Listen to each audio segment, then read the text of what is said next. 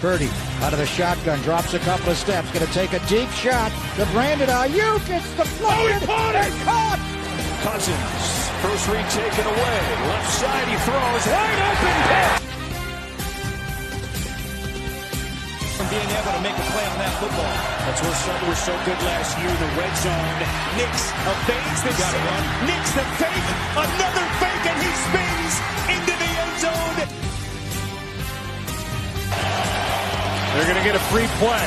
Rodgers is the master at it, and a touchdown by Lazard. Jones on the fake, pressure coming, and he's sacked by Parsons. God, corner. Motion man Hudson. The throw, caught. Hudson lost the ball. Looked like a touchdown. Instead, it's a turnover. On the pocket. Cuts away from Chenal, who's trying to get after him for a second time, but the ball is thrown to the end zone, and it's caught!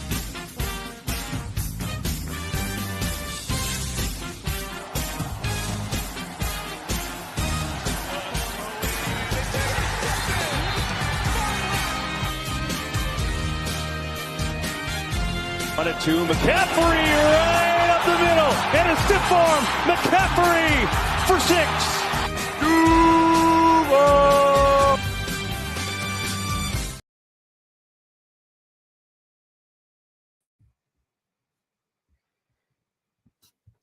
And a pleasant good evening, and welcome everyone to episode 2 of Extra Point.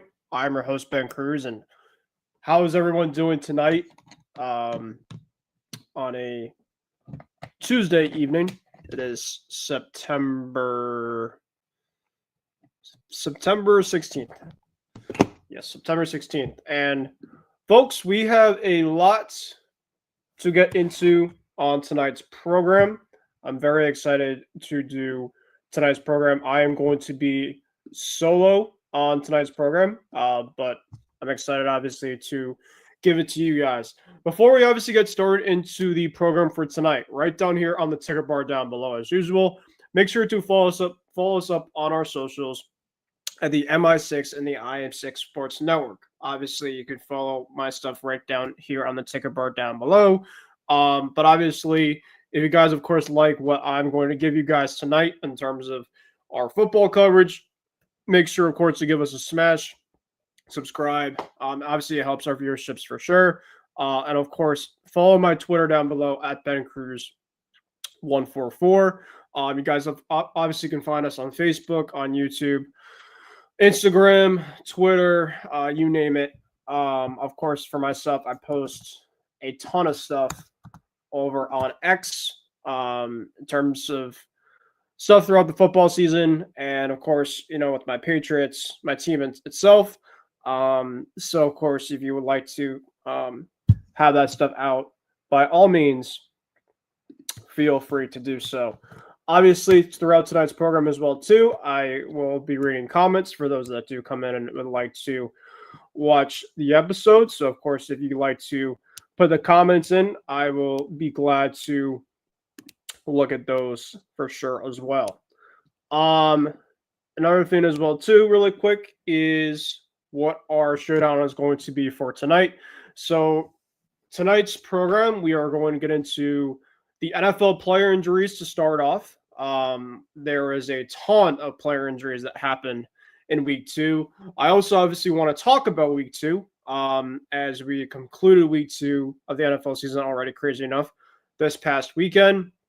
So obviously I would like to recap that. I'm going to get into my winners and losers of this past weekend from week 2.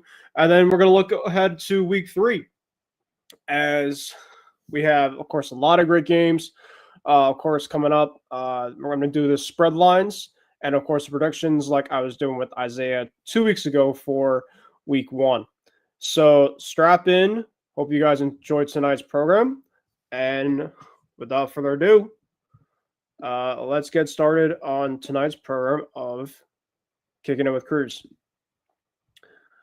All right, so let's get started, folks. And the first order of business, like I mentioned, is the NFL Week 2 injuries. Now, obviously, injuries are part of the game, especially in a very crucial game in football, right? And there was a lot that happened this past weekend, and there was a lot to some really, really good players.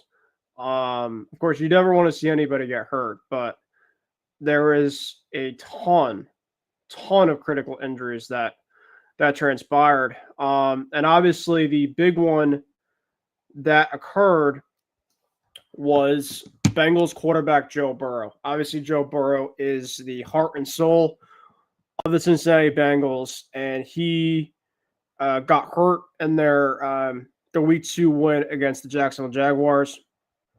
And he, unfortunately, folks, is going to be out for 3 months with a turf toe injury.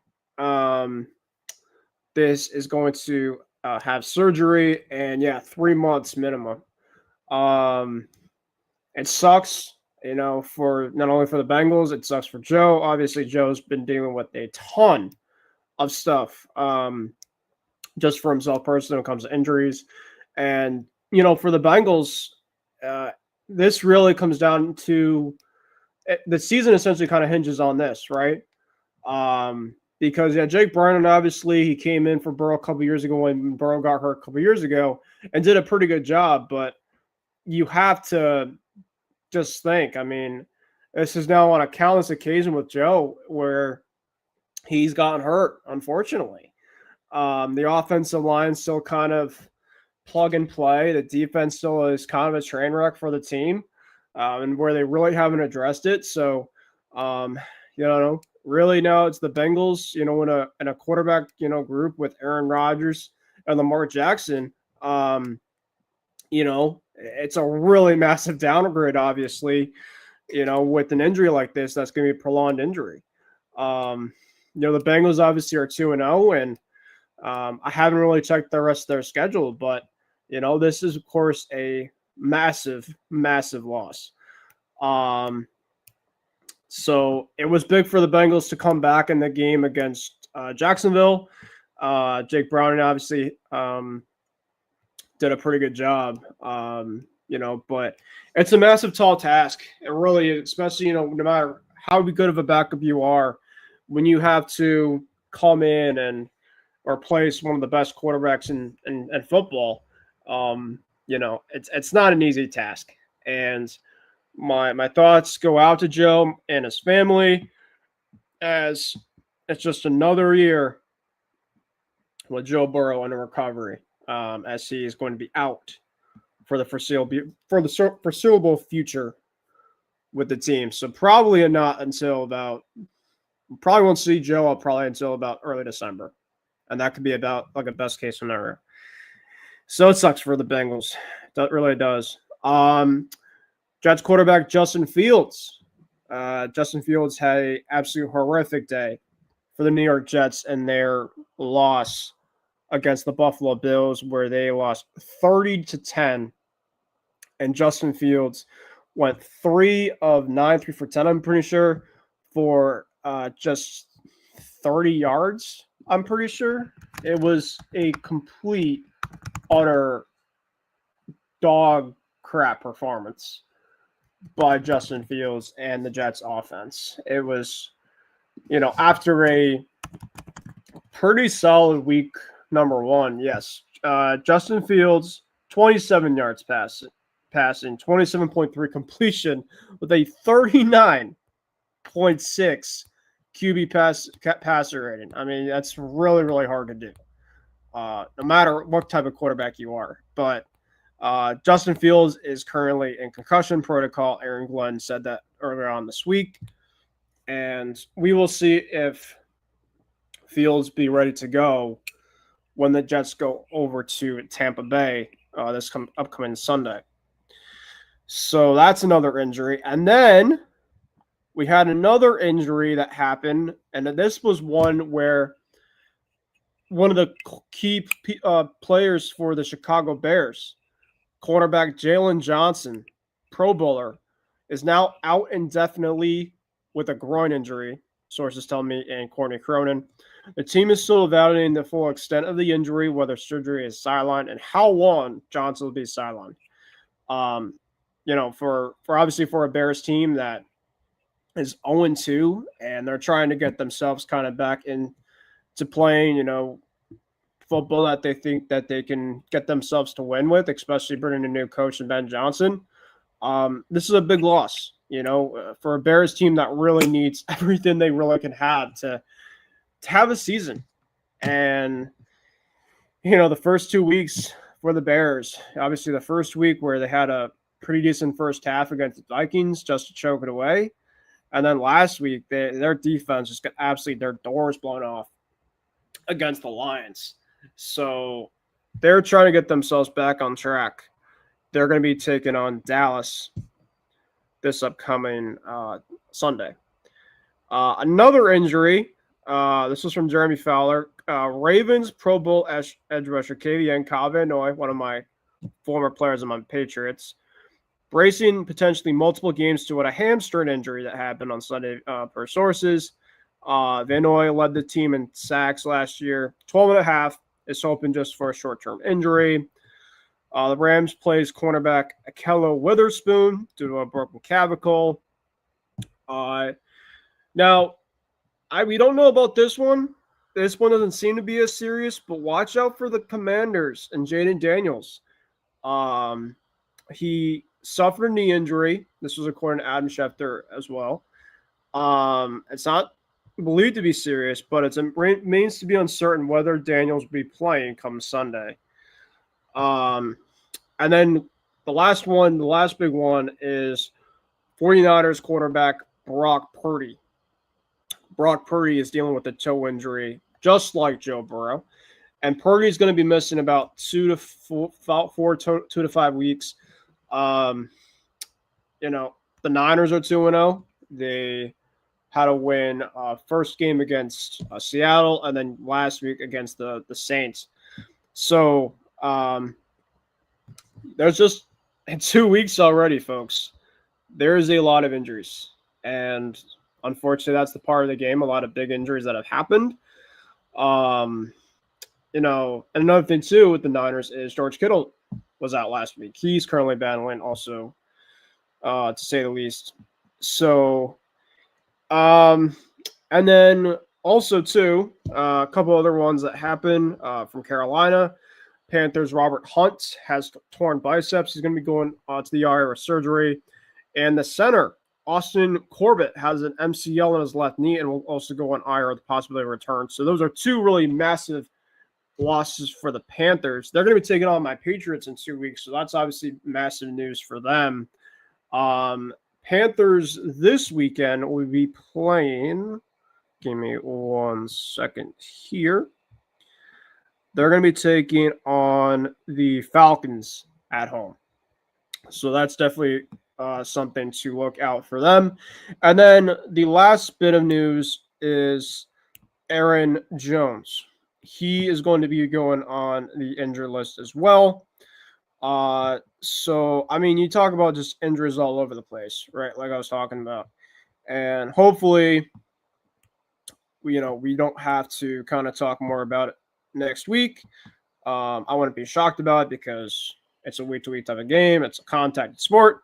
But, man, we had a lot of injury news that we had to break to start kicking it with Cruz tonight.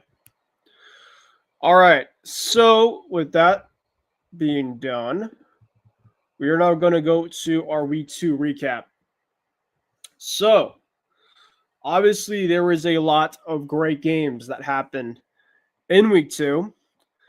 And we will go to some of the big games that kind of happened, some of the really well-known games. Obviously, I don't watch all of these games, but I will go through the final scores of all the games so far, and I'll finish off with my team and the New England Patriots because this was obviously one of the better games of the weekend.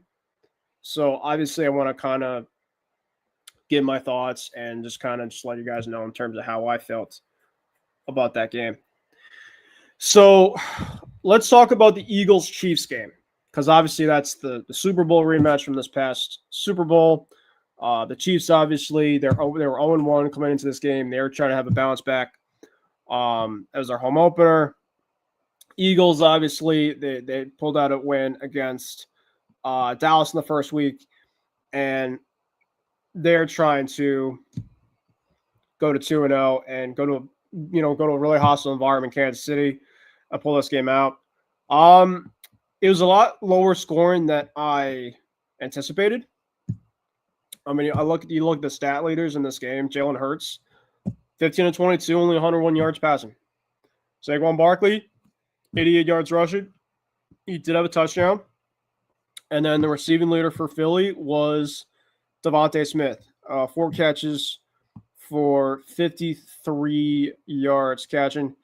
And then on the other hand, Patrick Mahomes, who I thought was pretty erratic in this game. He did have an interception that was not his fault. It pretty much was right in the red zone. And Travis Kelce, who, of course, him and Travis have had a impeccable duo, for countless years. Travis was trying to take a slant pattern, basically went off of Travis's hands, went into the arms for the Eagles. I'm pretty sure it was caught. The interception was by, Andrew Mukuba. He actually had a pretty solid day himself, but that was a big part of the game for the Chiefs, because they were about to drive. They were about to score, and instead of going to make it 13-13 tied, or the Chiefs even coming back, Jalen Hurts and that unstolen jar for Philly. Jalen Hurts has the 1-yard touchdown run, made it 20-10. Now the Chiefs, obviously, you can't ever count on Patrick Mahomes. And he had a touchdown pass to actually former Patriot Tyquan Thornton, 49 yards.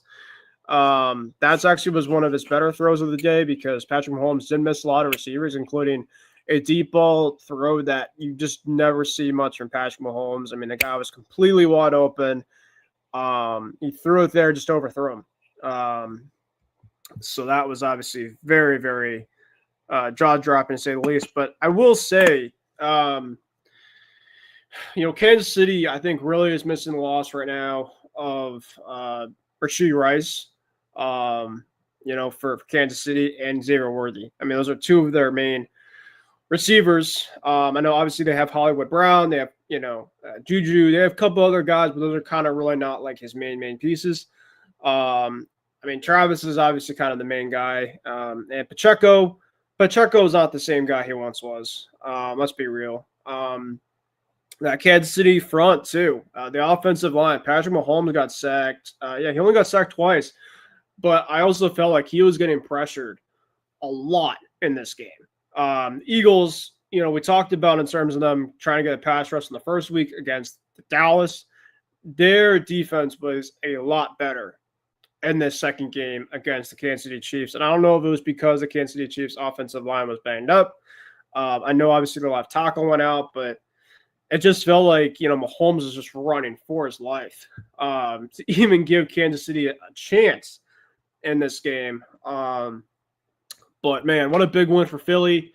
20-17 final over the Chiefs. And the Chiefs are trying to, prevent the first ever, I think, Patrick Mahomes going 0-3 to start in his career. Already 0-2, it's never really happened for him. But 0-3, we will see. And I'll obviously give you guys my prediction on that Chiefs game later on the program as we take it on the Giants. Some other final scores. Indianapolis Colts go to 2-0 against the Denver Broncos. Now, there apparently was a little bit of controversy at the end of this game. It was 3 seconds left at the end, and Denver committed a 15-yard penalty on a leverage play. So, essentially, looked like the Colts had a re-kick, and Spencer Schrader, don't know this guy at all. He was 5-5 in the day, hit a 45-yard field goal. And let's just talk about the Colts really quick. The Colts are the first team in NFL history to go for the first 2 weeks of the season to not punt at all. And this is a quarterback by the name of Daniel Jones. Daniel Jones, folks. You heard that right. This was a guy that Giant fans were ripping on, and deservedly so. This was a guy that was looked at as was one of the worst quarterbacks in the league. People were laughing when the Colts essentially announced him as starter. Anthony Richardson, obviously, they drafted him. He was supposed to be their next future guy. Well, so far, I know it's obviously only 2 weeks, granted, but Daniel Jones in the first 2 weeks of the season. Now, obviously, we don't know about Miami because it doesn't seem like Miami's going to be a good team this year. But he had 22 of 29 in the first week against the Dolphins. 272 passing yards and a touchdown, 9.4 yards per attempt. Second week, Denver, 23 of 34, 316 yards passing, 9.3 yards per attempt, and a touchdown. One of the biggest things about Daniel Jones is the turnovers. First 2 weeks, he has had no turnovers, and he's thrown for over 9 yards per passing attempt. So, say what you want, and granted, like I said, it's only the first 2 weeks, so obviously, I'm obviously not, granting Daniel Jones to be the future per se. I'm not obviously saying that. But, I mean, you couldn't say anything better about the Colts so far. I mean, 2-0, and, in a division that looks kind of up for grabs. They go to Tennessee next week. And the Colts can very well see themselves being 3-0, but big win there for the Colts. That was a really good game against Denver. Arizona pulled it out against Carolina, but man, Arizona had a pretty good sizable lead, but Panthers really made it interesting. I think that the thing about the Panthers, folks, is, they're obviously still a couple years away, but they're going to compete this year. They're going to fight. And if you don't bring your A game, you could definitely lose to a team like Carolina. They did really make some strides, I thought, in the second half last year. Bryce Young definitely played a lot better football. Cardinals, 2-0. They got the job done. Granted, it was against two teams. I mean, you should be able to beat. And that was, the Saints and not some other teams. But they got what they had to get done. And so you got to give them a lot of credit. Looks like we actually might have Isaiah come on here. We don't know. But we'll see how the case will be for that. All right. And then we're going to just talk about – you talk about an absolute shootout of a game. The Giants and Dallas, right? The Giants did not have any offense in that first week at all against the Commanders. Had a hard time moving the football. Russell Wilson, Brian Dable basically said coming up in the week, Russell was going to be a starter, and people were just having backlash in terms of we want to have Jackson Dart. But man, this was, you talk about a hell of a game. Hell of a game. Back and forth.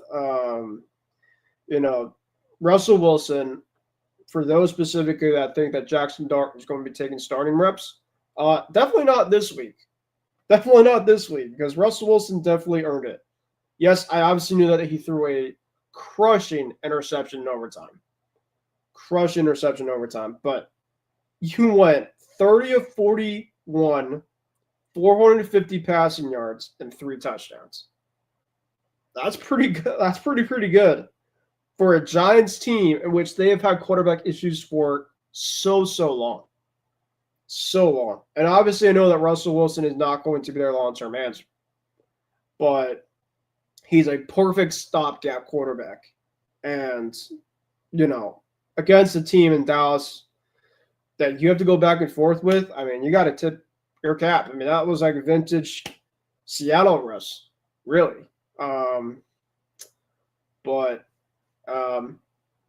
it looks like we have a guest here coming from Arizona, my colleague Isaiah Leon. We'll see how long Isaiah will be on it, because if you guys can tell, Isaiah is coming from the D-backs and Giants game. So we don't get to see this very often on the program where we have one of our colleagues from a sporting event. But Isaiah, it's great to have you on here, my friend. Hopefully everything's going well. We're just recapping the second week of the NFL season, and we're just talking about the Giants and Cowboys game. But before, obviously, I get your overall thoughts on that. How are you doing? And hope you're enjoying Arizona. Well, Ben, I'll try to keep it short because I know my Wi-Fi is cutting in and out. But yeah, I'm here at Chase Field, man. Let me just say this. I know this is a football show, but I've always wanted to come to this ballpark. It's been one of the dream of mine to come here. I've always thought it was beautiful from watching it on TV. And you know what? I came here and I'm absolutely blown away. So if you guys ever are in Arizona, go to the Cardinals game, go to the D-backs game, because I think you guys will absolutely love it. But yeah, man, I just wanted to talk about the Niners for a little bit because, I didn't get to get my thoughts about it. Yeah, man, the Niners, look, they played well, but I am kind of still Niners, they played well, but I'm still kind of wary because the offense did not look that great. Mac Jones did play well. The defense was getting gashed by Alvin Kamara in the running game all game long. So we got to fix that. We got to fix the penalties. Got to get better pass rush. But, yeah, Ben, I think my Wi-Fi is not going to let me come on. But, yeah, man, have a good night, man, from Chase Field. Okay. Well, short and sweet, but we appreciate you coming on, Isaiah.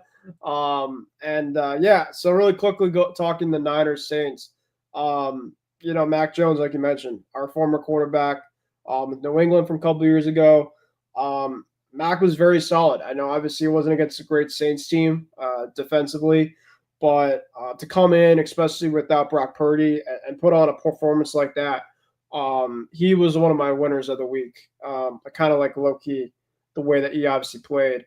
26 of 39, 279 yards, 7.2 yards passing per attempt, 3 touchdowns. And the biggest thing about Mac is the turnovers, right? Mac Jones obviously is prone to have turnovers, but in this game he did not. No turnovers. He did get sacked 3 times. Reception touchdowns, you had one by Juwan Jennings, one by Christian McCaffrey, and then you had one by tight end Luke Farrell. So, fantastic game by Mac Jones. We will see if he can carry that next week, where San Francisco is going to be taking on, the Cardinals coming up on Sunday. We want to thank Isaiah for a quick we want to thank Isaiah for coming on really quickly and kind of giving his own little recap there. All right, a couple of the blowouts that happened. The Bills and the Jets. Like I talked about, Justin Fields left the game with a concussion. We will see specifically how the Jets address the quarterback room come Sunday against the Buccaneers. But the Buffalo Bills went into MetLife, in which a place where the Jets have played Josh Allen pretty tough in the past. Even in the games that the Bills have won, it's typically been fairly close. So I was actually expecting it to be pretty close, especially that the Bills did not have Ed Oliver in this game, one of the best run defenders that the Bills have. And but the way the Jets played in week 1. But I think that it kind of comes to show that it's a week-to-week type of game. And the Jets essentially played the first week in a loss where it felt like a moral victory, in which it could have been like, all right, we might have a season. But the way obviously our offense played, it was pretty much our defense let us down. This game, it was both things. The defense was abysmal. I mean, the Bills Josh Allen didn't have a touchdown pass. He had no touchdown passes, no interceptions, and they scored 30 points. So that just comes to show how dominant the Bills can be, where you don't even have to have your star quarterback just air it out to score points. James Cook had a hell of a game on the ground. 21 rushes, 132 yards, and 6.3 yards per attempt for 2 touchdowns. He did have a fumble. He didn't lose it, but the Bills are the Bills. They just proved to show that it doesn't matter who Josh Allen has. He is the focal point. He is the guy. As long as Josh Allen is there, they will be on top. As painful as it for me to say as a Pats fan, but I'm also, it's the elephant in the room. Josh Allen is Josh Allen. He is the best quarterback in the division. He is one of the best quarterbacks in the game. On the Jets side, the Jets side, it's a disaster. It's a disaster. The quarterback room is kind of, you lost Aaron Rodgers, and the quarterback room is kind of being a question mark, regardless of really who you had. I do think Justin Fields probably gives the Jets the best chance to win and be competitive. But the biggest knock about Justin Fields that we have talked about, folks, for years and years and years is the passing accuracy. And that first drive pretty much of the game, the Jets obviously had a bunch of chances to move the ball down the field, and he missed a bunch of guys. And so the Jets could be in for another long year. It's really they have to run the football at a very, very high rate. Their defense is going to have to win a hell lot of games. Their job doesn't get any easier next week when they go to Tampa, a very, very good team. So that was that game. And then Baltimore, after a complete choke job against the Buffalo Bills in week 1, where they were up 14, 15 plus points with about 5 minutes left. They took their anger out on a Cleveland Browns team that's going to be, let's be real, the Cleveland Browns are going to be a top 3 team in the NFL draft this year. They lost their running back, Nick Chubb. It's a younger type of team. They're going through a bunch of different type of quarterbacks. Dylan Gabriel, Shedeur, Joe Flacco. They're probably going to fire their head coach, Kevin Stefanski. They're going to be an absolute train wreck. They'll probably win, I'd say, granted at best, like 4 games this season. I haven't looked at their schedule, but, their defense, I think, will be okay. Not great, but it's going to be their offense. And they're going to have to – it's going to be kind of like the Jets, in which the Browns actually have competent quarterback play with Joe Flacco, but – you talk about their division. Their division is just, it's hell. It really, really is hell. Cincy's better, Baltimore's better, Pittsburgh's better. So, you have to play those teams multiple times. It's not going to be good for the Browns. But the Ravens scored 41 points in the second week. Let's be real. The Ravens, obviously, they lost the first game, but the Ravens are still going to be fine. They'll be fine. They're going to win probably about 11, 12 games this year. They just have so much talent. As long as you have guys like Henry and Zay Flowers. D-Hop has already scored a couple touchdowns, who is like their 3rd best receiver now on the team. If they can get competent receiving play by D-Hop as their number 3, that's scary. Mark Andrews obviously has not really kind of get himself going yet, but for a fact Mark Andrews will.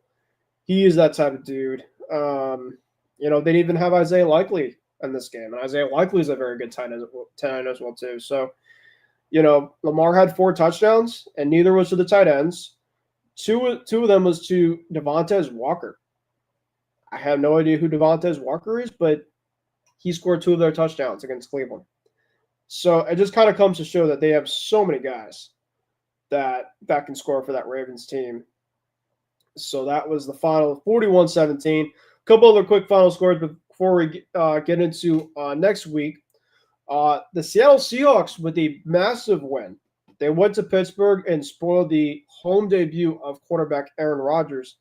31-17 was the final for Seattle. One of the biggest plays in that game was a kickoff that Seattle had that we now call the boundary area specifically of the kicking boundary lanes. So what I'm basically talking about, Seattle had a kickoff in the second half, and basically before it went out of bounds, And basically, the kick returner for Pittsburgh, he got the ball. One of the guys in the back part, was about to receive it. He bobbled the ball. It basically went right into the end zone. It didn't go all the way past the end zone line. It still technically was in play. And Seattle had a couple of guys that basically touched the ball, technically still in play. So it essentially was in the boundary, and they essentially recovered it. And in that point in time, they recovered it inbounds, and it was a touchdown for the Seahawks. So after the Seahawks scored prior, I think they got a field goal, they got a touchdown right after the fact, and it was a hell of a massive swing because Aaron Rodgers had a pick in the red zone, and then pretty much from there, it was complete turnaround. And those were kind of the big points of that game. The Lions steamrolled the Bears, 52-21. The Bears are going to have a hard year this year. I still really do. And the Lions basically said after that second week, we'll be fine. We'll be fine with obviously that. And then a couple of the other games, Sunday Night Football and Monday Night Football. Sunday Night Football, the Falcons 22-6. Like I mentioned before, J.J. McCarthy got hurt. He's going to be a couple weeks, but the Falcons pulled that game out Sunday night.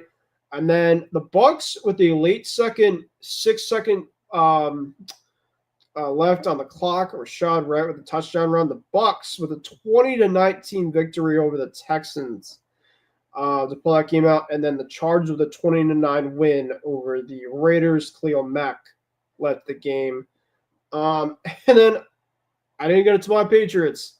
Patriots got their first win on the season against the Dolphins. Man, oh man, we had everything. Obviously, the player of the game was Drake May. Drake had incredible numbers, much better numbers than he had from week 2. He definitely bounced back. And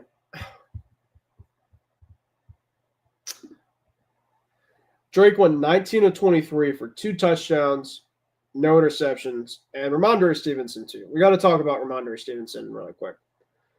Ramondre Stevenson, a lot of people are kind of on Ramondre Stevenson for the lack of what he's been kind of giving this team as of late recently. But he really played well. He really did. And now, I got to say, that Miami defense, for those that are going to be playing Miami coming up, they are abysmal defensively. They are abysmal defensively. This is not the same Miami vaunted defense of the past.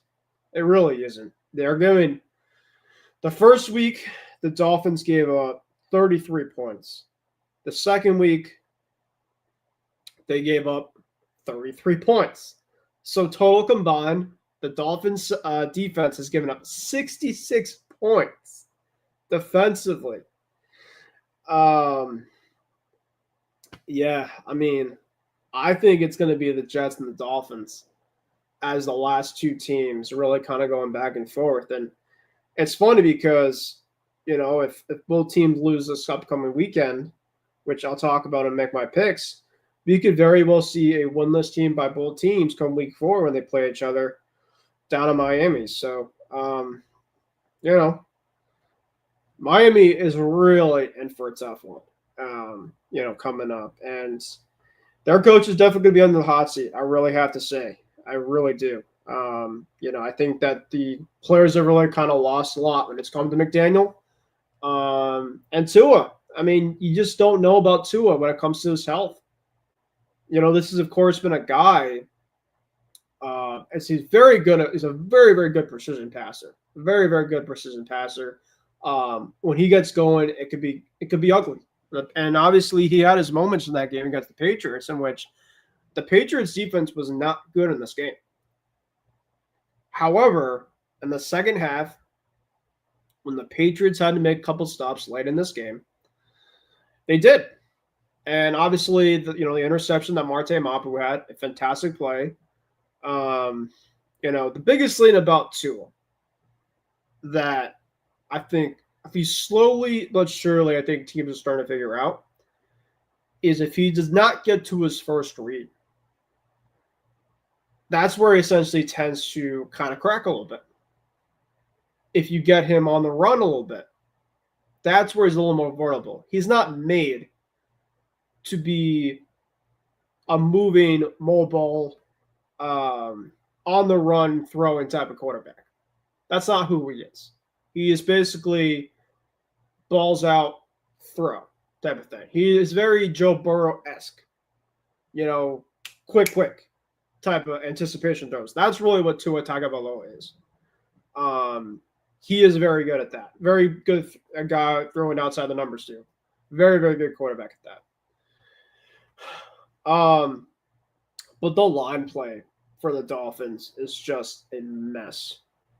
And they could be Tua is very similar like to Joe Burrow. Obviously, I think Joe Burrow is a lot better for quarterback. Don't get me wrong. But the similar situation in which keeping both of the quarterbacks upright. We obviously have proven time and time again with Burrow and the Cincy front. But this year with the offense line that Miami has, it's not good at all. I thought that the Patriots, their front was really starting to kind of get to that front of Miami at the end. And thankfully, after what it looked like the Patriots had the win with about 2 minutes left, Mapu obviously had the pick. And, all the Patriots needed to have was a first down to win. And that was a 3rd and 8. I thought they were going to run the football, maybe get about 5 more yards with the way that they were running the football game. And they didn't. And it stopped the clock. And I'm like, you don't want to see that. I thought the design was okay that Josh had, but, the Hollins, Drake was trying to hit Hollins kind of on a flat out pattern. And he didn't get to him, but I thought that was more of the play call. I didn't like that play call at all. So they had to go to Margalis, the kicker, the young kicker, who missed 2 PATs. 2 PATs to start the game. Unacceptable, man. Unacceptable. We just had so many kicking problems for the last countless years.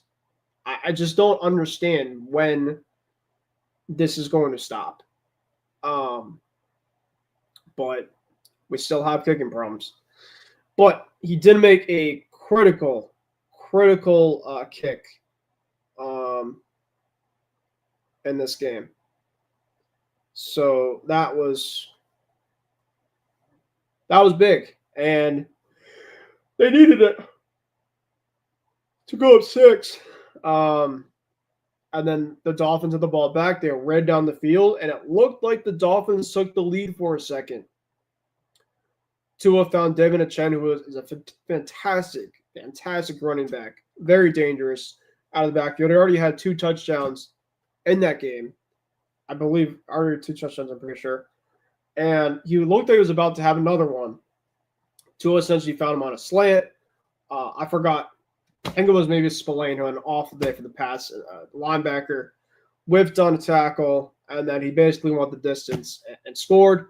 Now, granted, the Patriots obviously had a minute left. So, essentially, the Patriots still had a couple timeouts. They could have went down the field and got a field goal and won the game, and regardless, to win. Or if Miami obviously scored and they got 2-point conversion, they could have tied it. It would have been worst case scenario. But it wasn't like, the Patriots still didn't have a chance to win the game. However, a chain went out of bounds around the 20-yard line. So at the point in time, I thought it was going to be worse. Because then the Dolphins really had a chance to go down and really give the Patriots essentially no time to come back if the Dolphins won the game with a touchdown. That would have given them about 25, 20 seconds. However, Dolphins had a couple critical penalties. They kind of beat themselves a little bit in this game, which I do think about. Tua missed an overthrow to Tyreek. But Patriots pull it out. Milton Williams, one of our big guys in the offseason. Defensive tackle with the big sack on Tua. 4th down to end the game. The Patriots, after countless years of losing to Miami, in Miami, to the same exact quarterback in Tua Tagovailoa, finally get over the Tua curse. Granted, it took a Hall of Fame Bill Belichick, Gerard Mayo, to get to Mike Vrabel, who is 1-0 actually against Tua Tagovailoa. So maybe he is the Tua Slayer. We don't know. But they pulled it out. Pats pulled it out. It was a massive win, no matter how it was. So now we got to talk about week 3. So let's get into the week 3 games. We're going to get into the lines of these games. And then pretty much when we get to all these games prediction, that'll be it for the show, because we're almost at the top of the hour, folks. And make sure for those that are watching, I know that as obviously Isaiah came in, hope they're doing well. If anybody, of course, wants to watch us live on replay, we'll obviously have that over on YouTube. I'll obviously put this on my Twitter as well, too, when it comes to that. But we'll get into now week 3 of the season. So I'm going to get into the matchups. I'm going to get into the times. And I'm going to get into the lines of this game. Thursday Night Football, 2 days away from today. We got an AFC East division battle. The Miami Dolphins are going to be at 0-2. Are going to be going to Buffalo to take on the Buffalo Bills. Right now, you talk about 2 teams that are completely on opposite trends right now. Miami obviously is trying to get their identity. Their coach obviously is in massive disarray. Their defense is in massive disarray. They can't stop anything on the ground. So you want to talk about a big game for James Cook? You want to bet a James Cook touchdown? This is a game for that, because they have gaps left and right in their mid part of that defense. Right now, Buffalo is laying 12.5. I'm saying I think the Bills win by a couple scores. I do. Miami typically doesn't play well over there. I know it's obviously early in the season. But I'm going to go Buffalo to win this game, and Buffalo's going to go to 3-0. Josh Allen didn't even play well in week 2. I mean, he didn't have to play great. He essentially, the running game did enough, and, the Jets offense really is not great. So Josh Allen will definitely have a couple of touchdowns in this game through the air. And I wouldn't be shocked if Tua got picked as well, too. Dolphins, I think, are going to go to a pretty rocky start the first 3 weeks of the season. So I got the Bills, and I got them to cover that 12.5-point spread. We now go over to the Bengals and the Vikings. The Bengals are going to be 2-0, going to the Vikings at 1 o'clock on CBS. You know what? I will be putting the games actually in for you guys, so you guys can obviously just kind of see it instead of myself saying it. So, yeah, Bengals at the Vikings. So that game is going to be the battle of young quarterbacks going at it. You got Jake Browning against, well, I want to say young quarterbacks. Carson Wentz isn't young. You got 2 guys at the backups going at it. Carson Wentz and Jake Browning. Now, you don't know. You really don't know in terms of what to expect. The total right now is 41.5. That feels like it's a lot with 2 backups going at it. Now, it's 2 backups. Granted, it's 2 backups that have had starting experience. So that could definitely be something to kind of take into account. Right now, Minnesota's laying 3.5. If I had to go with this team right now, I think that the Vikings are going to bounce back in their game, and I think they're going to win this game. I don't know what the score is going to be, but Cincy, I don't trust that defense. I think Kevin O'Connell will mix up a lot of great offensive plays against the Bengals defense that is very, very not good. And they're going to win this football game. So I got the Vikings. Next, we have my team. The New England Patriots will be taking on the Pittsburgh Steelers at 1 o'clock over at Gillette Stadium. Now, Pittsburgh right now is laying 1.5. However, I got to say this. This should be a really exciting game. I think that there is going to be a lot of points in this game. I could definitely see this being a 27 to 20, 21, 28-21 type of game. I'm not expecting a lot of defense. I really not. I think Aaron Rodgers is really coming to prove people wrong this year, of course. Rodgers has thrown 5 touchdowns, only 2 interceptions, 40 of 63 already through the air. And, I think that the Patriots offense, really that last week, I think they really kind of found their footing. And Pittsburgh has given up a lot on the grounds so far. And I think with the way that the Patriots ran last week against a team that's susceptible against the run, like Miami has, Pittsburgh, at least so far the first couple weeks of the season, has been the exact same way. Heck, the Jets had 32 points, and the Seattle Seahawks, but Sam Darnold-led offense had 31 points. I don't think that the offense for the Pats, because I think it's kind of hard for the Steelers to kind of have that defense to be still that bad, but I think the Patriots could put up 25 plus and win this football game. And you know what? It's at home. I think there's a very good chance that Christian Gonzalez could be coming back, so I think that helps them quite a bit. It's only a 1.5 point spread. And I think last week I picked the Patriots against the 1.5 point spread against Miami, and I got that right. So you know what? Patriots, I think that you guys pull it out. I really do. And they're going to go to 2-1 on the season against a Pittsburgh team that I still think that they have a lot of good things going for them. I know obviously their defense has not been great for the first 2 weeks, so take advantage of them while you can. Hopefully that running attack can kind of keep on going, and you get a couple turnovers on Rodgers. That'd be awesome.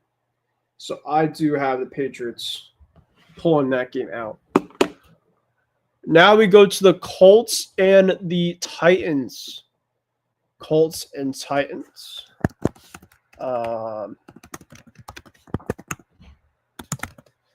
That'll be a 1 o'clock game.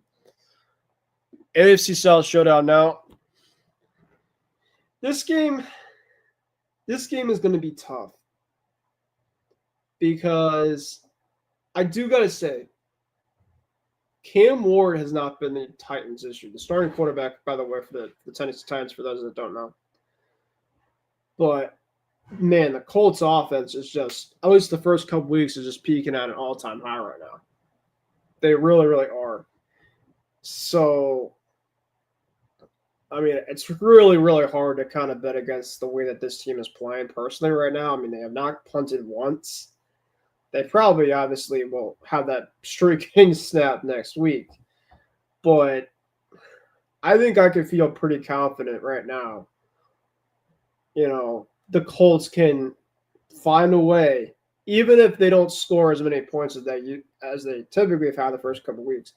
I think that the Colts have a way to continue this streak. And I got them going to 3-0. 3-0 against the Tennessee Titans. I think the Titans drop to 0-3 on the season. So that would be my pick there. Then we go to the other AFC South showdown, and that will be, not that. We got the Texans at the Jaguars. Now, the Jaguars currently right now are laying 1.5.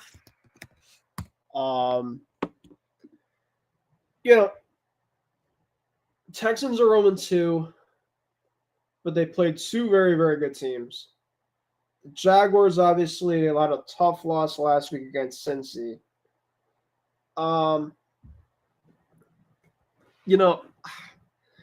Texans are due for a win.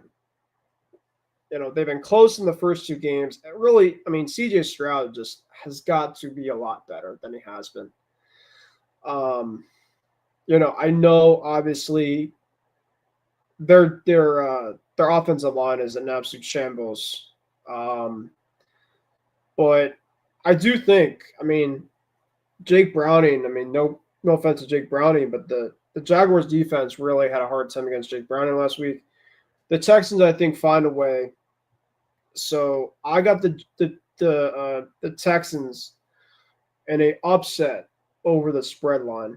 I got them at +1.5 and winning out outright there in Jacksonville. And I think that the Jaguars drop to 1-2. There's a little bit of turmoil, I think, with Liam Cohen, the head coach of the Jags, and Trevor Lawrence when it comes to the play calling. And I think the Jags are kind of due for a little bit of regression in this week. I really do. It's a divisional type of game. I think that the Texans need this game. They do not want to go down to 0-3. So I got the Texans getting their first win on the season. The Falcons and the Panthers. Now, like I was talking about earlier with the Panthers. Panthers are a young team. They still have a lot of learning to do. But they're a team, like I said, that you don't want to not take them not serious, essentially. They are another team that plays hard, they play gritty, and they fight. That's a team that fights. Even in the game like they had last week against Arizona, they were down by a couple touchdowns, and they were able to cover that line last week against that Arizona was laying. So you got to give it to Carolina for not quitting last week. The Falcons, I think, are just the better team. They're 5.5 points spread, though. And I think this is another AFC South game. I do say that, yes, the Falcons are 1-1, but, the Falcons' offense really hasn't clicked yet. I will say, I just got to go with Atlanta, though. I just think that they're, you got to take talent at the end of the day most times than not. So I'm going to go Falcons win, but I think that the Panthers lay the 5.5. I do. I think that they get within that number. It's 43.5 total points that they're projecting, but I could definitely very well see this game being like a game-winning field goal right down to the end type of game. I think this could be a very, very low-key, very good game over in Carolina, and I got the Falcons winning by 3 points, and we'll see specifically how that turns out to be. This is going to be one of the bigger games of the weekend, and that is the Rams taking on the Eagles at 1 o'clock. I'm actually shocked that this game isn't a 4:25 or a Sunday night game. This obviously was last year's wildcard game round, and this is going to be such an exciting game. Such an exciting game. You got two prolific offenses going at it. Even the Rams last week, I know it's obviously the Titans, but, Matt Stafford is still playing at a very, very good level at his point in career. You got to really give it to Matt Stafford. And yeah, I mean, obviously, Eagles are the defending champs. So something obviously has to give. Right now, the Eagles are laying 3.5. I don't know if Dallas Goedert is going to play or not. That was a big loss that Philly did miss last week because he is a great guy to have in the middle of the field. I thought that the Eagles really were lacking kind of the pass game and kind of the middle of the field. And the biggest question is, can that offensive line for Philly hold up against a pretty good defense that the Rams have? I am going to go with the Eagles to win this game. It's going to be close. It's 3.5. I could probably see a 7 to 10 point win for the Eagles. They're a very, very good team at home. I just can't bet against Philly. So I'm going to go with the Eagles to win that 3.5 point spread line cover and win this football game. But I think it's going to be a really, really good game between both teams. Okay, the New York Jets going on to take on the Tampa Bay Buccaneers. This is another 1 o'clock game. The Bucs right now currently are laying 6.5 points to this game against the Jets. We don't know who the Jets quarterback is going to be in this game. But let's be real. The Jets, obviously, they're going to have to run the football a lot. I mean, Tampa's defense it's shaky. Obviously, I think that it's shaky, but the one thing I think that the Bucs do a very good job with, at least defensively, is the blitz. It's because of Todd Bowles, the head coach for the Bucs. And he has familiarity with the Jets, of course, because he coached there. The Bucs obviously are going to be getting Chris Godwin back pretty soon for their offense. I think that's going to help them a lot. But Emeka Egbuka, my guy from Ohio State, receiver, has really blossomed into becoming that wide receiver 2 right now behind Mike Evans. He'll definitely be wide receiver 3 when Chris comes back. But, man, that Bucs team just has so many weapons offensively. I don't see the Jets going in and winning a game like this. I think there's many Jet fans that will probably agree with me on this game. It's a 6.5 point spread. I think the Bucs will probably win this game. Probably go 23-10. Probably around there. I just don't trust the Jets to score offensively. I really don't. I don't know where you're going to get that heavy offense from really outside of Braylon Allen, Breece Hall, and Garrett Wilson. You don't know in terms of who's going to be throwing the football. I mean, I don't trust, Justin Fields Justin Fields currently now is battling concussion, and Tyrod Taylor just hasn't got a lot of starting reps. So, yeah, I'm going to go Tampa to win this game, regardless of who's going to be the Jets quarterback. And the 6.5, I'm taking definitely for sure, to say the least. So that would be that game. All right, we're going to go to Vegas. We're going to go to Washington, where Vegas is going to be taking on the Commanders at 1 o'clock. The Commanders are laying 3.5. Ooh, man.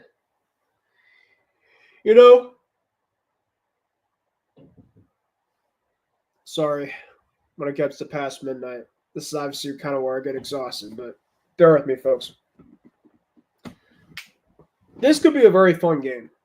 Geno obviously is a guy that loves to throw the ball down the air. He definitely had a really tough week in week 2 against the Chargers.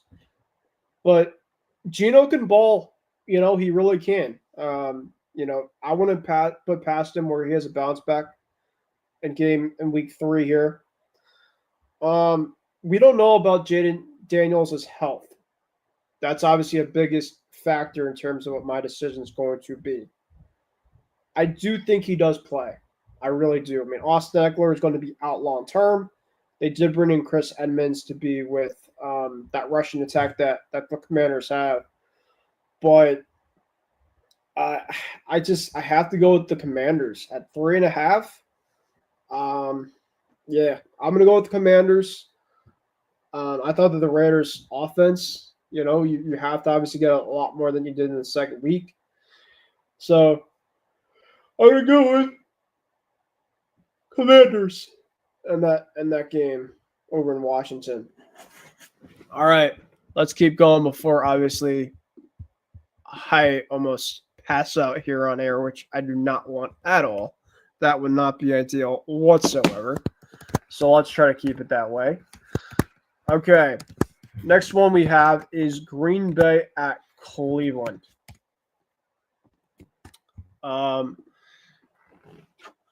This is going to be my essentially what we call my other program, my lock of the week. Basically, what a lock of the week is, it's basically when you go through every single spread line. My other show, essentially, when we do like a roundtable picks for the weekend, there's specifically one essentially matchup that basically we feel like is our lock. Basically, you pick the overall spread line, you can't go back to it. Essentially, is I feel the most confident in this matchup out of any matchups, and if you get that lock right, so essentially that spread line right, you get a total of 4 points. If you don't get it right, you get 0 points. It's essentially a double or nothing situation. I think I'm looking at that game with the Packers that the way that they're playing right now. Their defense is very, very good. That offense is clicking.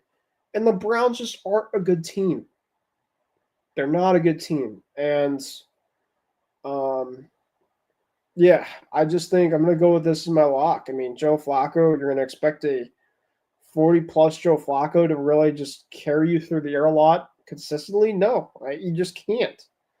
And the Packers just a very good dynamic team right now. I mean, offensively, defensively, special teams. So I'm going Green Bay, 7.5. And yes, this is going to be my lock of the week if we are talking in Empty the Bench podcast terms. Shout out to Empty the Bench.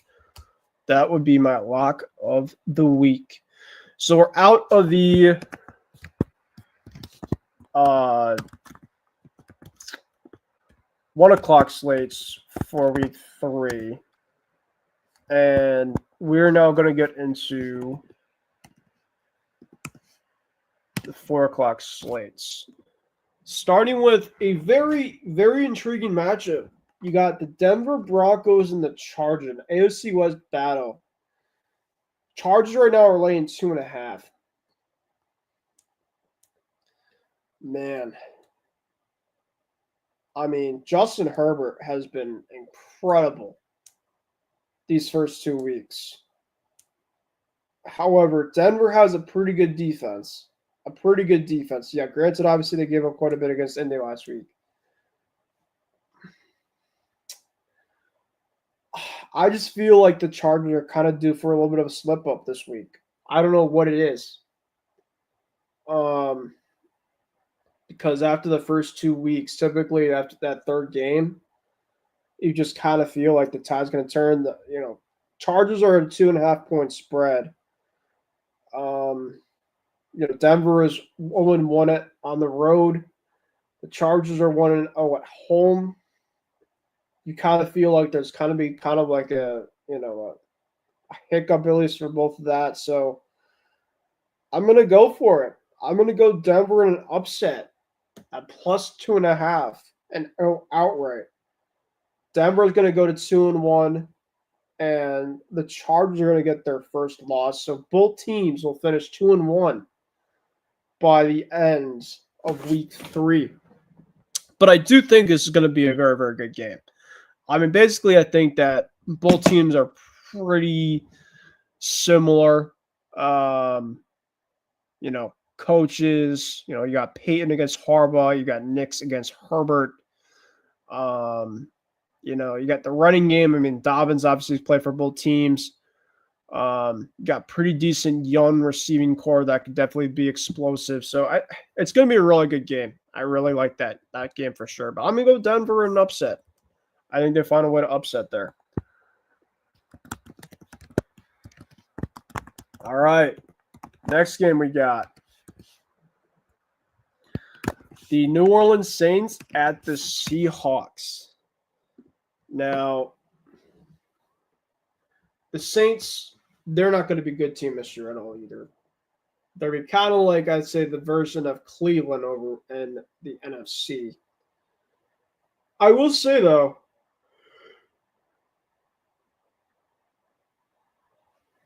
I will say Spencer Rattler has not been their issue.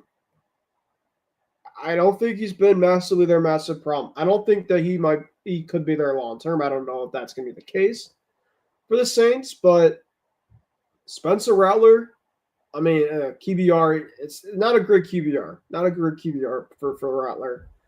But he hasn't thrown any interceptions. So I guess that's not a bad thing. That defense, though, for the Saints, that defense is not good. But you know what? I don't know if I can trust Seattle's offense at a consistent high rate either. And the 7.5 spread, I could definitely see this being kind of interesting game. I think that the Seahawks win.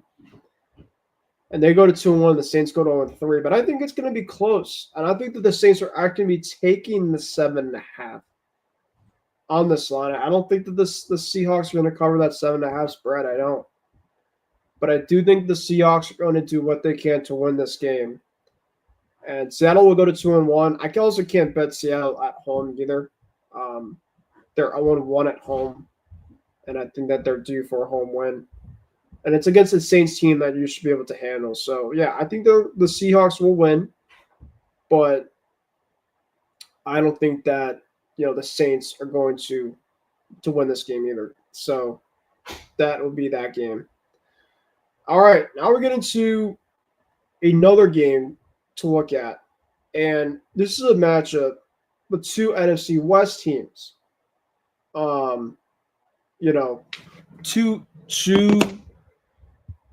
Two teams that I think we could definitely see come season end that potentially could be on a collision course. I don't know. I doubt it because I think that the Cardinals definitely are due for kind of a little bit of a slip up. I'm not really a big believer on them long term, but at least early on, they're 2-0. So it's going to be 2-0 against a 2-0 type of team. And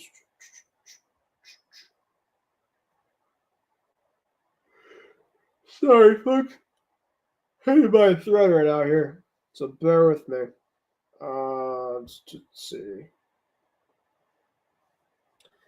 San Francisco is laying San Francisco right now is laying 1.5. They're at home. Cardinals, like I said, their first two games they won. They won against the Panthers and they won against the Saints. And the Niners, they won against the Saints and they won against Seattle. So both teams really have won two games in each of their matchups, but not against highly crazy good opponents. I think that both teams obviously both have their own flaws. Like Isaiah was talking to me before when he came on momentarily, obviously the defense for San Francisco is a little bit, erratic right now. Arizona's defense, I mean, they gave up quite a bit to Carolina not 2 weeks ago this past week. So this 1.5 pretty much tells me that this is kind of a pick'em right now. Arizona did win in San Francisco, if you guys remember, last year. This was one of the games that the Cardinals did win in San Fran last year. Mac Jones, what do we see in Mac Jones next week? I do think that Mac Jones definitely has a lot more pass catchers than he did over, obviously, in New England. He obviously is one of the best, running backs in the league. So I don't think that the Niners have a fall off, personally, with Mac at the helm. He just has to be kind of a game manager, kind of do his thing. And the defense really has to kind of come up big. I like the 49ers in this game. I think it's 1.5 point spread. I feel really pretty good about that. And the Cardinals are going to be coming up a little bit short in this game. But I got the Niners to win and to cover that game.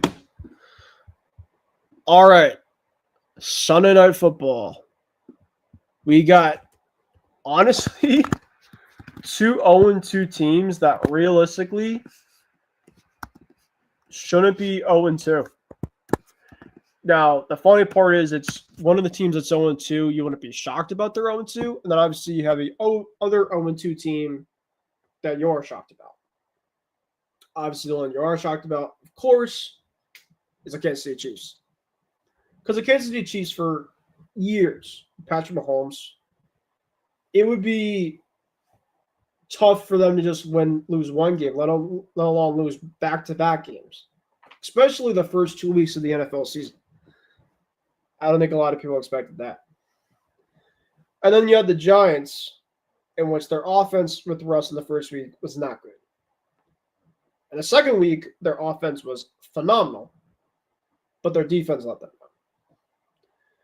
So now, the Chiefs go to MetLife to take on the Giants, their first home game on the season.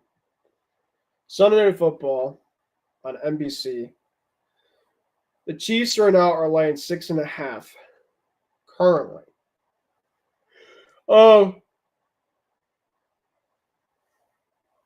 I think this is the game for the Chiefs that they put the pedal to the metal on this Giants team. I do.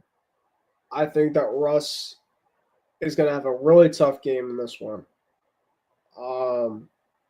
I just, after what he did last week, it's really hard to obviously put a performance pretty close to what he had last week.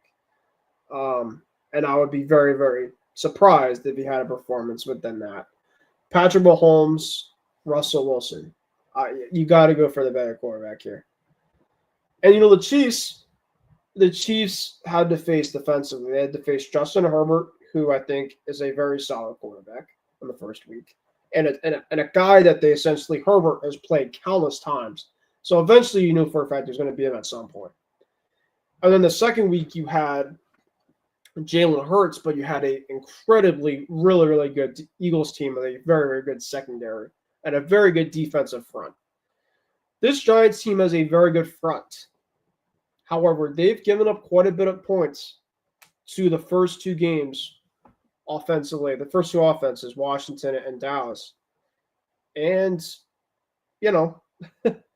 Russell Wilson, man, he's so inconsistent now these days. And the Chiefs, I think, are just hungry for that first win. So I think that this line is fair. I think that the Chiefs win this game. They cover that 6.5 point spread. And the final game of the Week 3 slate, we got a pretty good one. The battle of one-on-ones. We have the Detroit Lions taking on the Baltimore Ravens. That's going to be an ABC game on Monday Night Football. Now, if you asked me, hold on, sorry about that. If you asked me about if this game was going to be at Detroit, I'd probably give this game to the Lions. But the Ravens are such a good home team. They've always been a really, really good home team.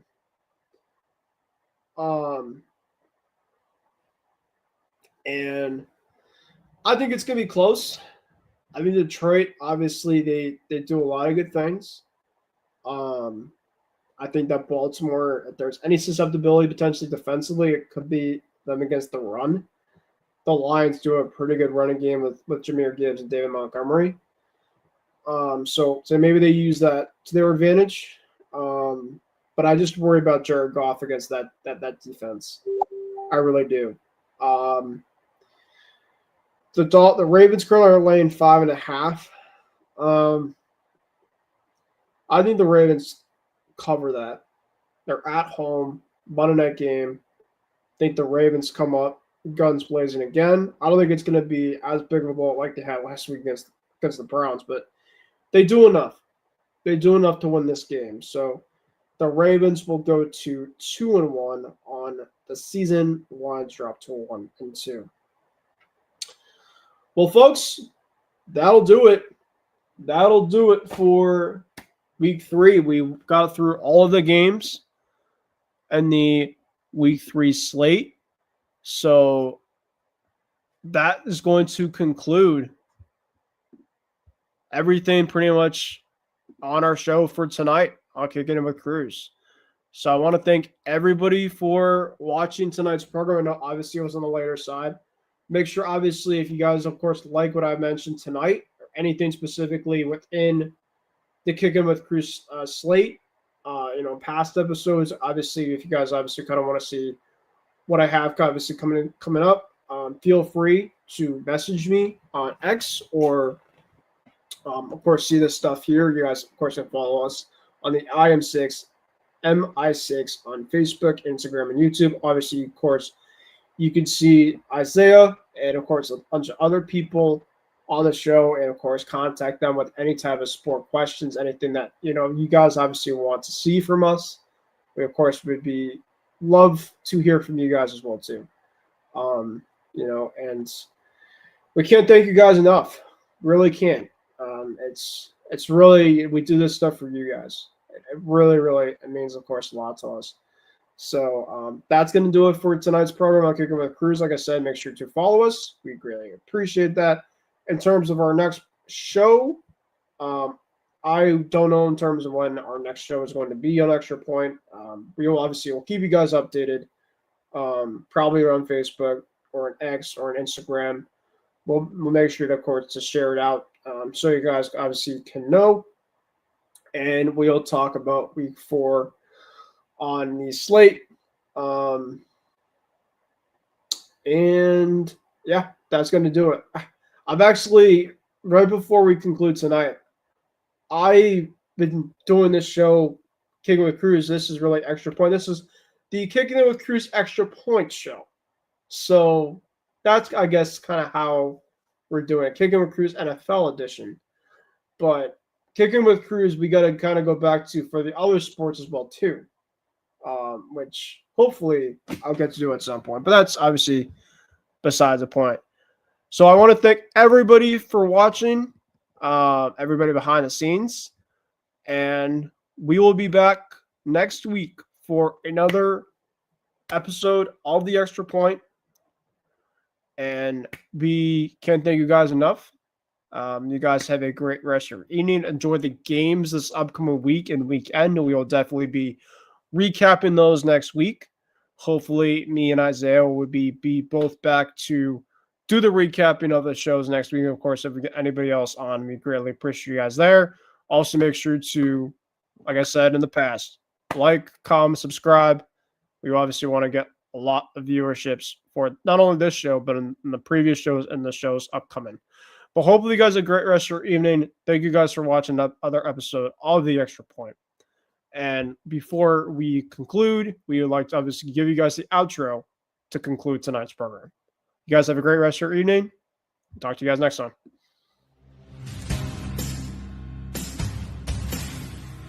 Purdy out of the shotgun, drops a couple of steps, going to take a deep shot. The Brandon Ayuk, it's deflected. He caught it! Caught!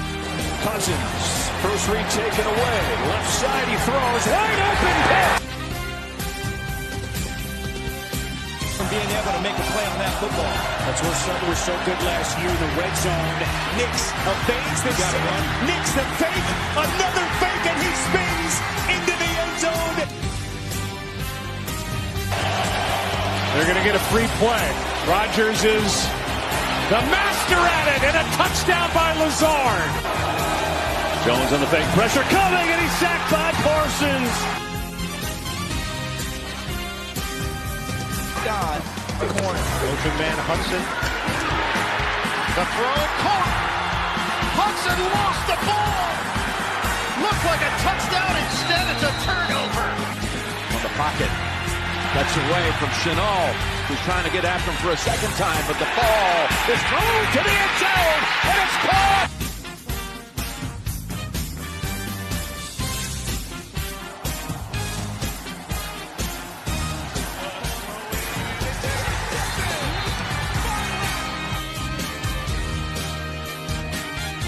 On it to McCaffrey right up the middle, and a stiff arm. McCaffrey for 6. Duval.